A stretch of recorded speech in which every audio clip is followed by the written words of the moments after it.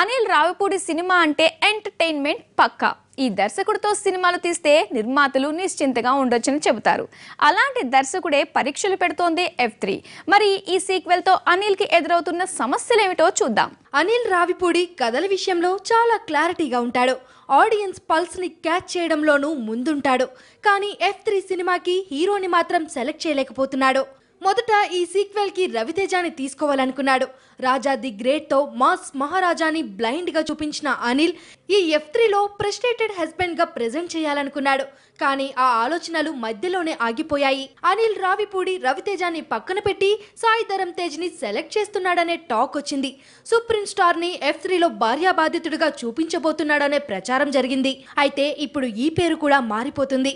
కొత్తగా నితిన్ తో సంప్రదింపులు జరుపుతున్నారనే ప్రచారం జరుగుతుంది. దిల్ రాజుతో మంచి అనుభవం ఉన్న నితిన్ ని ఆల్మోస్ట్ ఆల్ కన్ఫర్మ్ చేశారనే తెలుస్తుంది. అనిల్ రావిపూడి ప్రస్తుతం మహేష్ బాబు కోసం ఓ కథ సిద్ధం చేస్తున్నాడు. దిల్ రాజు అనిల్ సుంకర సంయుక్తంగా నిర్మించబోయే ఈ ప్రాజెక్ట్ మార్చిలో లాంచ్ అయ్యే అవకాశం ఉంది. ఈ సినిమా కంప్లీట్ అయ్యాక F3ని మొదలు పెడతాడట అనిల్ రావిపూడి.